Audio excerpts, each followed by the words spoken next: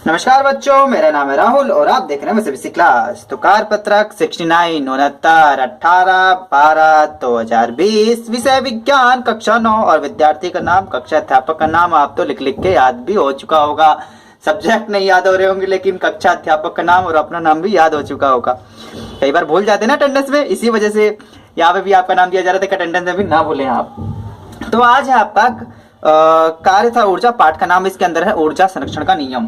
तो इससे पहले आपने क्या पढ़ा था ये भी देख लेते हैं। आपका जो ये वर्कशीट है आपकी, एक बार हम अपना पहले सहायक सामग्री देख लेते हैं, ठीक है, फिर उसके बाद देखते हैं फिर हम। तो आपको जैसे पता होगा, जो पुराने बच्चे हैं वो तो स्टार्ट कर रहे हैं, उनको पता ही होगा। जैसा कि ये दोनों भी आपके वर्कशीट के दायरे में आए थे। कई बच्चे कह रहे आ रहे, कई बच्चे नहीं आ रहे, क्योंकि मेरे पास शुरू की वर्कशीट नहीं है, तो मैं इस वजह से इस पर कन्फर्म नहीं हूँ। तो आप लेकिन बाद में जो है ये आपका परमाणु एवं ऊर्जा, परमाणु एवं अणु ये भी आ चुका है, परमाणु संरचना ये भी आ चुका है, जो ये वर्कशीट नंबर 59 से 64 तक चली थी आपकी, ठीक है। जीवन की मौलिक इकाई कोशिका ये भी पढ़ चुके हैं, उत्तक भी पढ़ चुके हैं, ठीक है। गति, बल तथा गति के नियम, गुरुत्वाकर्षण ये सब पढ़ चुके हैं। कार्य तथा ऊर्जा ये आपका वर्कशीट 65 से चल रहा है, कार्य तथा गति के, कार्य तथा ऊर्जा, ठीक। तो इसके अगर आप सपोर्ट मटेरियल निकालेंगे तो काफी मदद मिल जाएगी उससे आपको भी। मैं वैसे भी दिखाऊंगा लेकिन फिर भी देखते रहिए। कार्य, ठीक है, तथा ऊर्जा आप ये भी कर चुका है। अध्याय एक नजर में कार्य जो मात्रक होता है 1 जूल बराबर 1 न्यूटन 1 मीटर बराबर। और आप माई सीबीएसई क्लास के टेलीग्राम को भी ज्वाइन कर सकते हैं। वहाँ पे आपको जो एक एक नंबर के जो है वो कराए जा रहे हैं, रिवीजन आपका होता रहेगा। हिंदी मीडियम वालों के लिए बहुत ही मजे हैं, बाकी आपकी इच्छा। माई सीबीएसई क्लास के बच्चों के मजे हैं, ये बात को माननी ही पड़ेगी, ठीक है। तो ऊर्जा, कार्य करने की क्षमता को ऊर्जा इसका मात्रक है, और ऊर्जा के रूप भी पढ़ चुके थे हम, ठीक है। ये आपकी मैं वर्कशीट के थ्रू दिखाता हूँ। आज मैं आपके सपोर्ट मटेरियल का भी हेल्प लूंगा आपको पढ़ाने में आज। तो जो वर्कशीट आपकी किससे शुरू हुई थी? 65 से। कार्य तथा बल ऊर्जा, बल द्वारा किया गया कार्य ऊर्जा कहते हैं, ठीक है। यह धनात्मक, ऋणात्मक व शून्य कार्य भी होता है, जैसे आपको पता होगा। धनात्मक जो होता है बच्चा खींच रहा है, और ऋणात्मक है जिसको विपरीत लगा रहे हैं, और शून्य का मतलब जो आपका होता था जिस पर 90 डिग्री का कोण ऊपर से भी दबाव लग रहा था, ठीक है। तो ये आपका 65 कर चुके हैं। 65 के बाद फिर 66 में हमने कार्य तथा ऊर्जा में ऊर्जा के बारे में पढ़ा था। ऊर्जा बहुत ही किसी को चीज को एक जगह से दूसरे जगह मतलब परिवर्तित करने के लिए, विस्थापित करने के लिए ऊर्जा की आवश्यकता होती है। ऊर्जा कई प्रकार की होती है, ठीक है। सौर ऊर्जा, प्रकाश ऊर्जा, ऊष्मीय ऊर्जा, रासायनिक ऊर्जा, विद्युत ऊर्जा, ज्वारीय ऊर्जा, पवन ऊर्जा, ध्वनि ऊर्जा, ये सब हमने पढ़ रखा था। यांत्रिक ऊर्जा ये बहुत इंपॉर्टेंट है, आपके सभी चीजों को मोस्टली यांत्रिक में ही बनाया जाता है। देखो, किसी वस्तु की स्थितिज ऊर्जा तथा गतिज ऊर्जा के योग को यांत्रिक ऊर्जा कहते हैं, जो कि अभी भी आज इसमें पढ़ेंगे और काफी मजा आएगा। किसी वस्तु के कार्य करने की क्षमता को ऊर्जा कहते हैं। ये आपको थोड़ा बहुत रिविजन करा दे रहा हूं मैं, जिसको वर्कशीट आकर क्वेश्चन आंसर करना पीछे भी आराम से जा सकता है। कार्य तथा ऊर्जा वर्कशीट 66, इसमें हमने गतिज ऊर्जा पढ़ी थी, ठीक है जी। कोई वस्तु जब गति करती है, जो स्थिति से गति से करती है, अतः एक वस्तु विराम अवस्था में हो तो उसमें कोई गतिज ऊर्जा नहीं होती। उदाहरण के लिए बहता हुआ, लुढ़कता हुआ जो बंदूक से निकली हुई गोली, जो ठीक है, ये सब गतिज में चली जाती हैं आपकी, ठीक है। तो इसके बाद 66 के बाद 67 के बाद 68 आ गया आपके पास कार्य था ऊर्जा। इसमें हमने स्थितिज ऊर्जा के बारे में पढ़ा था, ठीक है, याद रखना। अब यहीं पे आपका यही है, स्थितिज, गतिज ऊर्जा और स्थितिज ऊर्जा आप दोनों पढ़ चुके हैं। अब इसमें जो ऊर्जा संरक्षण का नियम आएगा, इसमें दोनों की आवश्यकता होगी। देखते हैं किस प्रकार से कार्य करता है, किस प्रकार समझते हैं। तो उम्मीद है चीजें समझ में आ रही होंगी, मैं किस प्रकार से बताने की कोशिश कर रहा हूं मैं, ठीक। तो पढ़ना स्टार्ट करते हैं। दे जिज्ञासा दे हम जानते हैं कि ऊर्जा एक से दूसरे रूप में बदल सकती है, लेकिन निकाय की कुल ऊर्जा का क्या होता है? देखिए, तो इनको पता चल गया है कि ऊर्जा का रूपांतरण होता है, एक रूप से दूसरे रूप में ऊर्जा ना ही बनाई जा सकती है, ना ही विनाश की जा सकती है। तो देखो जिज्ञासा दीदी क्या बताती हैं, जब भी ऊर्जा एक रूप से दूसरे रूप में परिवर्तित होती है तो कुछ निकाय की ऊर्जा अपरिवर्तित रहती है, जैसा ऊर्जा संरक्षण के नियम के कारण होता है, ठीक।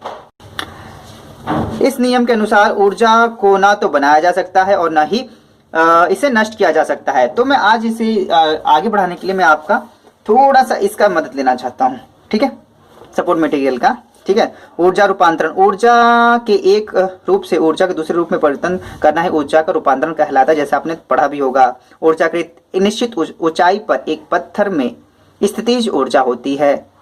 जब यह नीचे गिराया जाता है, जैसे जैसे ऊंचाई कम होती जाती है, वैसे वैसे पत्थर की स्थितिज ऊर्जा कम होती जाती है। लेकिन नीचे गिरते पत्थर का वेग बढ़ने के कारण पत्थर की गतिज ऊर्जा बढ़ती चली जाती है या बढ़ती जाती है। जैसे ही पत्थर जमीन पर पहुंचता है इसकी स्थितिज ऊर्जा शून्य हो जाती है और गतिज ऊर्जा अधिकतम हो जाती है। सीधी सी बात है, जैसे जैसे पत्थर नीचे गिरेगा स्थितिज ऊर्जा कम और गतिज ऊर्जा हाई होती चली जाएगी, बहुत ही तेज होती चली जाएगी। इस प्रकार सारी स्थितिज ऊर्जा गतिज ऊर्जा में रूपांतरित हो जाती है। स्थितिज ऊर्जा किसमें? गतिज ऊर्जा में। हम पहले ही पढ़ चुके लेकिन थोड़ा सा इसमें और आपको बताना चाहता हूँ। पानी, बिजली घर, ठीक है, में पानी की स्थितिज ऊर्जा गतिज ऊर्जा में परिवर्तित होती है तथा बाद में वैद्युत ऊर्जा में बदली जाती है। तापीय बिजली घर से कोयले की रासायनिक ऊष्मीय ऊर्जा में परिवर्तित हो जाती है। यही ऊष्मीय ऊर्जा गतिज ऊर्जा तथा विद्युत ऊर्जा में रूपांतरित की जाती है। ठीक है, तो यहाँ पे मेन पॉइंट आपको ये देखना है एक बार, ऊर्जा संरक्षण का नियम। आज यहीं पे है आपका ऊर्जा संरक्षण का नियम। ठीक है, वो थोड़ा सा आपको डिटेल्स पढ़ाना था। ऊर्जा संरक्षण का नियम ही यहाँ से मेन है आपका। ठीक है, कहने का मतलब प्रिंट आउट तो बच्चों आप निकाल नहीं पाओगे, लेकिन सपोर्ट मटेरियल तो आपके पास मिल चुकी होगी, तो इसकी मदद ले सकते हैं आप। ठीक है, आंखों में आपके परेशानी नहीं होगी। आप चलाते हो दिन भर मोबाइल तो आंखों में दिक्कत भी होती होगी, तो समझ सकता हूँ मैं। तो इसी वजह से मैं आपको सपोर्ट मटेरियल क्यों बता रहा हूँ। मैं पढ़ा तो इसमें से करता हूँ, 2 मिनट में खत्म हो जाएगा, लेकिन नहीं, मैं आपको इसमें से बता रहा हूँ ताकि आपको चीजें समझ में आए, क्योंकि पेपर में बच्चों आपको लिखने जाना है। ठीक है, तो चीजें समझोगे तो लिख पाओगे आसानी से। जब ऊर्जा एक रूप ऊर्जा के दूसरे रूप में स्थानांतरित होता है तब कुल ऊर्जा की मात्रा अचर रहती है। अब ये समझेंगे अचर है क्या। ऊर्जा की न तो उत्पत्ति हो सकती है और न ही विनाश। यहाँ तक समझ में आ रहा है?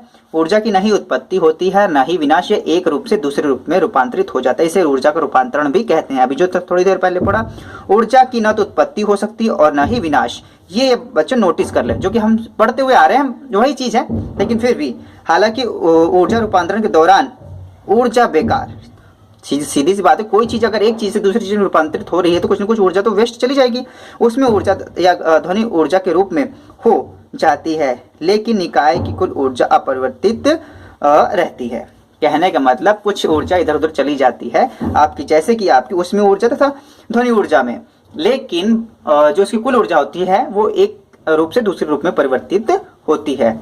अगर हम इसकी बात करें नीचे, ठीक है, अब हम इसकी अगर बात करते हैं, ठीक है, तो यहाँ से आते हैं, एक सरल उदाहरण से समझते हैं। मान लीजिए m द्रव्यमान की वस्तु h ऊंचाई से स्वतंत्र पूर्वक गिराई जाती है। मतलब कोई वस्तु का द्रव्यमान है m, उसे h ऊंचाई से गिरा रहे हो। प्रारंभ में स्थितिज ऊर्जा mgh होगी, जैसे आप शुरू से पढ़ते हुए आ रहे हैं। ठीक है, अगर आपको एग्जाम्पल के दिखाऊं तो ये आपकी स्थितिज ऊर्जा 68 में आपने पढ़ा था यहाँ पे। ठीक है, mgh, और इसे गुरुत्वीय स्थितिज ऊर्जा भी कहते हैं क्योंकि गुरुत्वाकर्षण का इसका प्रभाव रहता है। ठीक है, तथा गतिज ऊर्जा शून्य। गतिज ऊर्जा शून्य क्योंकि जो वस्तु अगर स्थितिज में है तो उसमें गतिज ऊर्जा जो होती है बिल्कुल शून्य होगी उसमें, क्योंकि वो मूव कर ही नहीं रही है। मूव करेगी तभी उसमें गतिज ऊर्जा आएगी, क्योंकि प्रारंभिक वेग जो शून्य है, बिल्कुल सीधी सी बात है, प्रारंभिक वेग शून्य है। वस्तु अगर विस्थापित होती है ना, उसी समय उसमें गतिज ऊर्जा भी आती है। आगे है, जब यह वस्तु गिरती है तो उसकी स्थितिज ऊर्जा, इसकी स्थितिज ऊर्जा गतिज ऊर्जा में परिवर्तित होती है। स्थितिज ऊर्जा, रुकी हुई ऊर्जा गतिज ऊर्जा में परिवर्तित हो जाती है। यदि किसी दिए हुए क्षण भर वस्तु का वेग v है तो गतिज ऊर्जा 1/2 या हाफ mv² होती है। और ये गतिज ऊर्जा के बारे में आप जो वर्कशीट नंबर है, वर्कशीट नंबर 68 में काफी अच्छे से हमने पढ़ा था। ठीक है, जो गतिज ऊर्जा होती है 1/2 हाफ mv²। तो ये मत सोचना सब चीजें नई नई कहां से आ रही, सब आपका जो पीछे से सब लिंक हुआ होता है बच्चों। ठीक है, तो वही है आपका आगे से। तो वस्तु जैसे जैसे नीचे गिरती है इसकी स्थितिज ऊर्जा कम होती है। देखो बार बार वही चीज बता रहा हूं मैं, स्थितिज ऊर्जा कम होती जाती है तथा गतिज ऊर्जा बढ़ती चली जाती है। कोई भी वस्तु रुकी हुई है, जैसे इसे छोड़ते हैं तो स्थितिज ऊर्जा कम और गतिज ऊर्जा बढ़ती चली जाती है। जब वस्तु धरती पर पहुंचने वाली होती है तो h 0 होगा, सीधी सी बात है, तथा इसी अवस्था में वस्तु की अंतिम वेग v अधिकतम होगा। बिल्कुल सीधी सी बात है, कोई भी वस्तु अगर ऊपर छोड़ते हो तो नीचे आके कितनी स्पीड में होती है, तो जो अंतिम नीचे हो, जब उसकी ऊंचाई h 0 होगी तो उसकी स्थितिज ऊर्जा 0 हो जाएगी, लेकिन जो गतिज ऊर्जा होगी सबसे ज्यादा हो जाएगी। इसलिए गतिज ऊर्जा अधिकतम तथा स्थितिज ऊर्जा न्यूनतम। तथापि इस अनुसार, तथा फिर क्या होता है, सभी बिंदुओं पर मैंने कैमरे में देख लिया, चलो ठीक है, तो सभी बिंदुओं पर वस्तु की स्थितिज ऊर्जा तथा गतिज ऊर्जा का योग समान रहता है।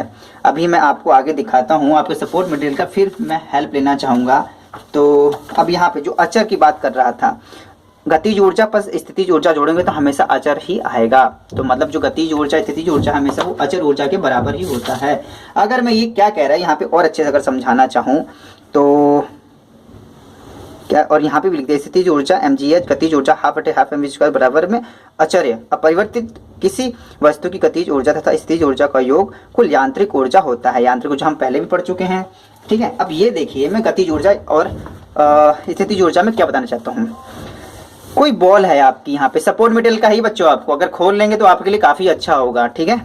कोई बॉल है आपकी और इसे नीचे गिरा रहे हैं, फर्स्ट सेकंड, चलो ए भी लिया, A state, B C D E, और ई में ये सीधे बिल्कुल धरती को या पृथ्वी को टच कर देती है, छू देती है।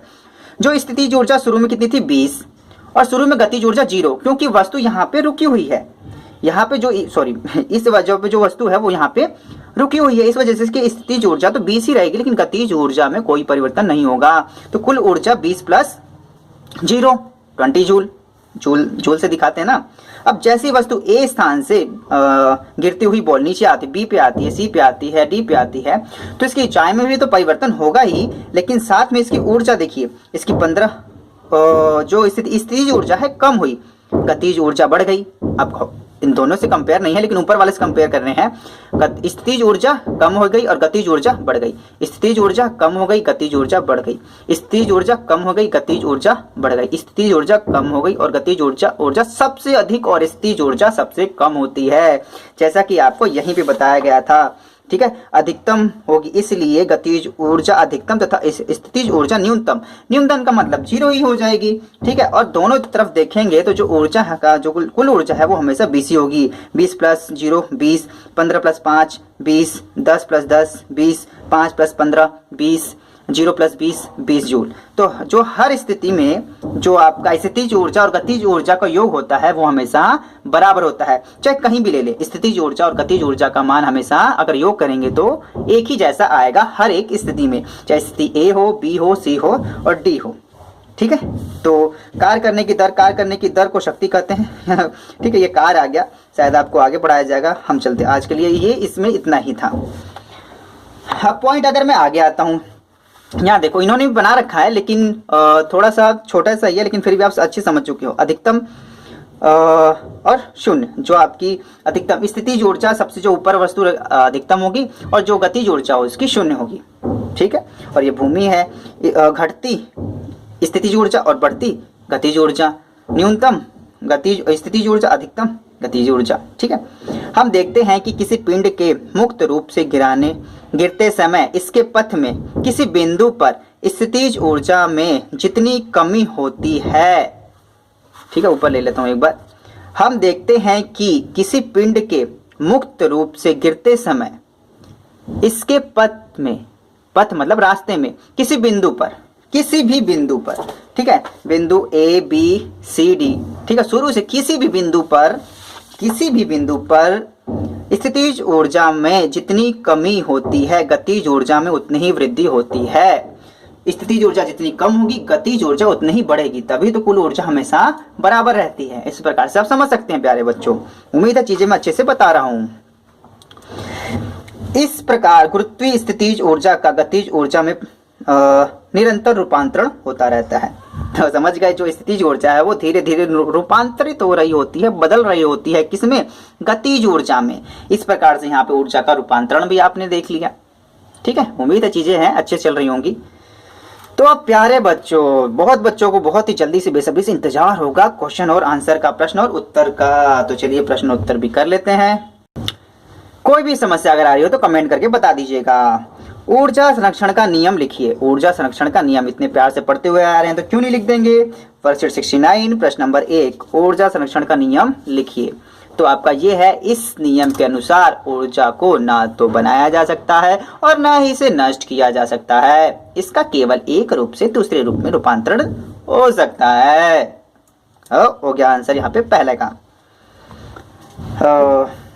प्रश्न नंबर 2, एक गतिशील गोलक कुछ समय पश्चात विरामावस्था में क्यों आ जाता है, अंततः इसकी ऊर्जा का क्या होता है, क्या यह ऊर्जा संरक्षण का नियम का उल्लंघन करता है।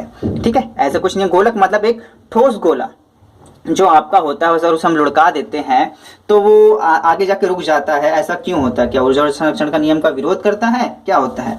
ठीक है, तो गोलक, ठीक है, मैं इसे लिखते समय मैंने लोलक समझ लिया था। लोलक जानते हो ना, जो एक ऐसी चीज है जो पेंडुलम जैसे हिलती रहती है, जैसे पेंडुलम जैसी, वो लास्ट में जाके वो भी रुक जाती है, तो उसे लोलक कहते हैं। तो इसी वजह से मैंने वायु लिख दिया था यहाँ पे, लेकिन आपको वायु नहीं लिखना है। क्यों? क्यों? कोई भी जो लोलक होता है या गोलक होता है, कोई भी वस्तु घर्षण की वजह से रुकती है। कोई वस्तु घर्षण, जैसे एक रेलगाड़ी है, वो पटरी पर चल रही है तो उस पर घर्षण होता है तभी रुकती है। कोई भी वस्तु आप ऊपर से नीचे लुढ़का देते हैं, कोई भी वस्तु रुकती है, क्यों? घर्षण की वजह से। ठीक है, तो लोलक यही है, लोलक की ऊर्जा घर्षण के विपरीत कार्य करती है। इस प्रकार खर्च की गई ऊर्जा उसमें ऊर्जा में बदल जाती है। याद रखना, उसमें ऊर्जा या तो ध्वनि ऊर्जा में परिवर्तित हो जाती है। अगर यहाँ पे एक बॉल आ गया, ठीक है, अब यहाँ पे और आगे भी बता देता हूँ, यह ऊर्जा संरक्षण नियम का उल्लंघन नहीं करती है। अगर आपने लुढ़का रखा है, इसमें से आवाज नहीं आई, लेकिन कई बार क्या होता है, आप इसके किसी बॉल को खींच के दीवार पे मारो तो वो तो यहाँ पे घर्षण तो होगा और उसकी ऊर्जा उसमें ऊर्जा में बदलेगी और साथ के साथ उसमें से ध्वनि ऊर्जा भी निकलेगी।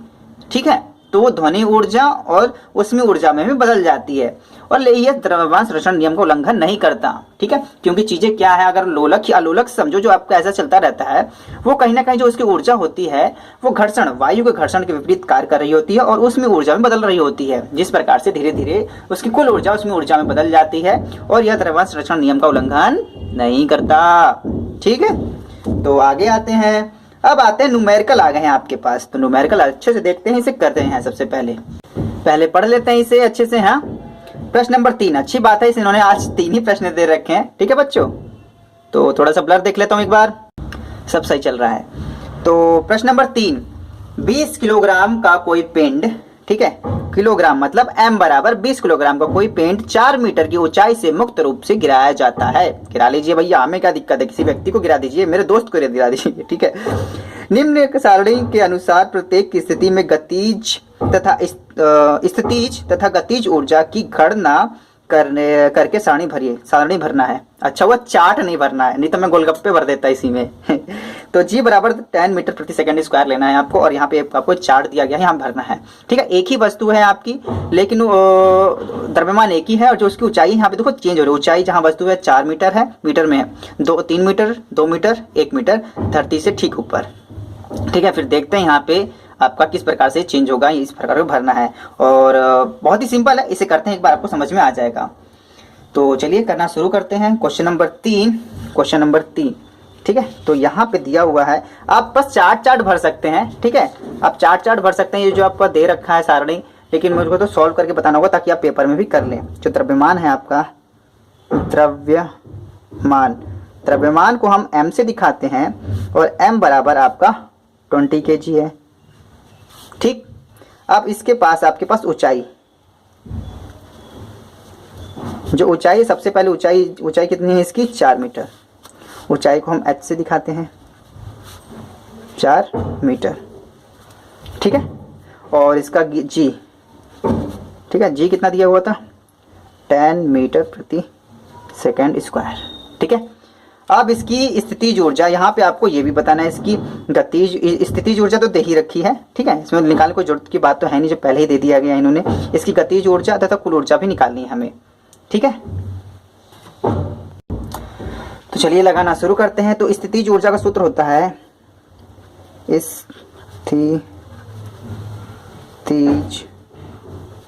स्थितिज ऊर्जा mgh मसाले मत लिख देना।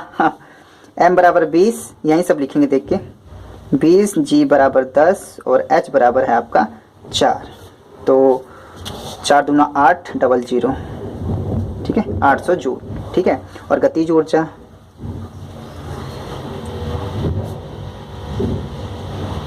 कितनी हो जाएगी इसकी, 0 जूल।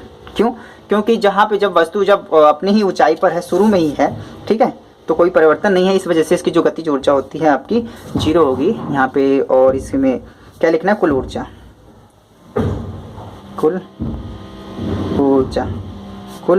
आपकी हो जाएगी। ठीक है, गतिज ऊर्जा, और आपकी अगर आप मैं लिख दूँ इसमें PE प्लस के ई, ठीक है। तो पी ई कितना है आपके पास 800 प्लस 0, तो कुल ऊर्जा इसकी हो जाएगी, कुल ऊर्जा हो जाएगी 800 जूल। इसी प्रकार से दूसरा लगाएंगे, मैं दूसरे पेज पे लगाता हूँ, नीचे नीचे छूट जाएगा, ठीक है। दूसरे पेज पे लगाते हैं तो सब बराबर सेम सेम ही है, तो ठीक है। तो डायरेक्टली अगर आपको लिखना है तो ये भी लिख सकते हैं m बराबर 20 kg, ठीक है। यहाँ पे h बराबर आपकी बार क्या हो जाएगा, आपका h बराबर छोटा हुआ है तो 3 मीटर, ठीक है। और g बराबर आपका हमेशा रहेगा 10 मीटर प्रति सेकंड स्क्वायर, ठीक है। इस प्रकार से हो जाएगा आपका। इस स्थितिज ऊर्जा निकालनी है इसकी, क्या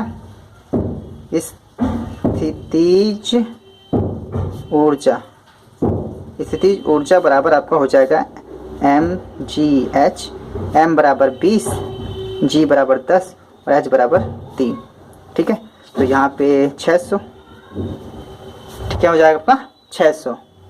गतिज ऊर्जा लिख देंगे यहाँ से, क्या गतिज ऊर्जा। बच्चों जो बैकग्राउंड में आवाज आ रही है, अब क्या कर सकते हैं, बगल में हमारे जो मकान है वो टूट रहा है, तो टूट रहा है तो कुछ कर ही नहीं सकते उसमें, नहीं तो थोड़ा सा मैनेज करिएगा आप लोग। गतिज ऊर्जा, गतिज ऊर्जा क्या हो, जो आपको कुल ऊर्जा पता है ना कितना है 800, यहाँ पे जूल लगा देते हैं यार, बहुत इंपॉर्टेंट है। 800 जे से माइनस 600 जे, ठीक है। तो घटा देंगे तो कितना आ जाएगा 200 जे, मतलब जूल, ठीक है। तो ये आपका दूसरा पॉइंट हो गया। इसी प्रकार से हम तीसरा लगा देंगे एक बार इसका, ठीक है। लाइन खींच देता हूं मैं, तीसरा लगा देते हैं एक बार, ठीक। अब सब में वही बात दी हुई है, आप m बराबर सब जो आपका है h बराबर ही चेंज हो रहा है, ठीक है। अगर आप लिखना तो फिर भी लिख सकते हैं m बराबर 20 kg, ठीक है। अब h बराबर क्या हो गया आपका 3 था, अब हो जाएगा 2 मीटर, ठीक है। अब इसकी गतिज ऊर्जा, और g बराबर को पता है, g बराबर हमेशा बच्चों 10 मीटर प्रति सेकंड स्क्वायर, ठीक है। स्थितिज ऊर्जा, स्थितिज ऊर्जा, जो भी स्थितिज ऊर्जा होगी वो आपकी हो जाएगी टोटल mgh, तो m बराबर कितना है आपके पास 20, g बराबर 10 और h बराबर आपके पास अब की बार 2 हो गया, तो 2 दूना 4, तो 4 डबल 0 400 जूल, ठीक है। तो आपकी गतिज ऊर्जा कितनी होगी, गतिज ऊर्जा, ठीक है।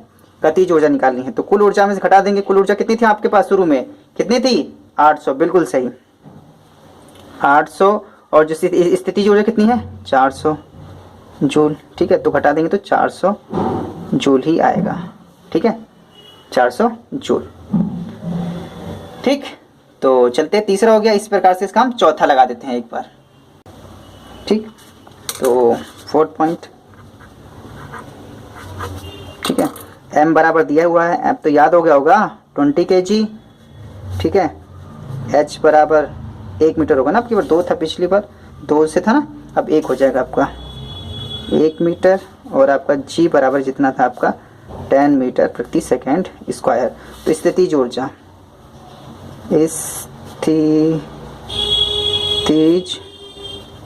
ऊर्जा, अरे यार ऊर्जा mgh, m बराबर आपका 20, g बराबर 10 और h बराबर 1, तो 200 जूल। अब क्या निकालना है, गतिज ऊर्जा, गतिज ऊर्जा। आपको कुल ऊर्जा पता ही है, कुल ऊर्जा कितनी है 800 और स्थितिज ऊर्जा कितनी है 200, तो जो गतिज ऊर्जा हो जाएगी 600, ठीक है। अभी सब सारी चीजें आपको लिंक करके दिखाऊंगा तो आपको और अच्छे समझ में आएगा। अब रहेगा चौथे का आंसर स्थितिज ऊर्जा, ठीक है। अब चलिए इसको लिंक करते हैं आपके क्वेश्चन आंसर, आपको चार्ट में फिलअप कैसे करना है, ठीक है। ये रहा, चार्ट नहीं है आपका, ठीक है, सारणी है, सारणी, ठीक है। तो पहला का है हमारे पास, भाई साहब पहले आइए, तो यहाँ देखो ये भरना है आपको, इस प्रकार से आपको बनाना है, इस प्रकार से बनाना है। आपके पास स्थितिज ऊर्जा, तो गतिज ऊर्जा कितनी थी, तो पहले में जब ऊंचाई 4 थी तो इसकी गतिज ऊर्जा 0, तो इसकी गतिज ऊर्जा 0, ठीक है, आपको पता ही है। अब दोनों की जो योग होता है वो आपका En, ठीक है। स्थितिज ऊर्जा और गतिज ऊर्जा को जोड़ेंगे तो क्या आ जाएगा आपका कुल ऊर्जा, तो कुल ऊर्जा आपको यही था ना, स्थितिज ऊर्जा Pe और Ke, गतिज ऊर्जा को दोनों को जोड़ेंगे तो 800, तो इसका आंसर हो जाएगा 800, ठीक है, पहले हो गया। अब ऊंचाई है 3 मीटर, तो ऊंचाई 3 मीटर वाले के लिए भाई साहब इधर आइए, ऊंचाई 3 मीटर के लिए हमने निकाला था यहाँ पे, ठीक है। स्थितिज ऊर्जा कितनी आई 600, स्थितिज ऊर्जा 600, ठीक है। और यहीं पे गतिज ऊर्जा कितनी आई 200, गतिज ऊर्जा कितनी आई 200 जूल। ठीक है, अब दोनों को जोड़ देंगे हो जाएगा 800। ठीक है, जूल लगा लेते हैं, जूल। ठीक है, तो इस प्रकार से होगा आपका। अब इसमें है तीसरा। ठीक है, अब तीसरे में क्या था, ऊंचाई है 2 मीटर। ऊंचाई 2 मीटर के लिए क्या करते हैं आप, के लिए ऊंचाई 2 मीटर था, द्रव्यमान वही है, जी बराबर वही है, तो इसकी जो गतिज ऊर्जा है आपकी बार 400, आपकी बार गतिज ऊर्जा 400 जूल यहाँ पे भर लेना है आपको। और इसकी जो गतिज ऊर्जा है, स्थितिज ऊर्जा भी 400 और गतिज ऊर्जा भी 400, तो ये भी 400 हो जाएगा। और टोटल कितना है आपका 800। ठीक है, अब इसके बाद चौथा पॉइंट है इसका। चौथा पॉइंट कहाँ चला गया भाई साहब, ठीक है, चौथा पॉइंट ये रहा आपके पास। ठीक है, सेम है, ऊंचाई h मीटर है, जी बराबर। ठीक है, तो आपके पास जो स्थितिज ऊर्जा आई थी कितनी 200, यहाँ आपको दिखाना है 200 जूल। और आपकी जो गतिज ऊर्जा है, यहाँ पे जो गतिज ऊर्जा होती है उसकी 600, यहाँ 600 जूल। ठीक है, अब यहाँ पे करना क्या था, अब यहाँ पे ठीक है आपका अब दोनों को जोड़ देंगे 6 2 8, तो 800 जूल। तो ध्यान से देखेंगे हर पॉइंट पे कुल ऊर्जा बराबर है। ठीक है, अचर जो ऊर्जा थी आपकी यही है, और जैसे जैसे स्थितिज ऊर्जा कम हो रही है वैसे वैसे गतिज ऊर्जा बढ़ती जा रही है। यही है आपका। इस प्रकार से आपको इस सारणी चार्ट को भर देना है, गोलगप्पे से नहीं भरना है, इस प्रकार से लिखते हुए भरना है। उम्मीद है चीजें समझ में आई होगी। माई सीबीएसई क्लास की इस वीडियो को अच्छा लगता है तो लाइक करिए और प्यारे प्यारे कमेंट करिए। माई सीबीएसई क्लास की वीडियो देख लिया, धन्यवाद। जय हिंद, जय भारत।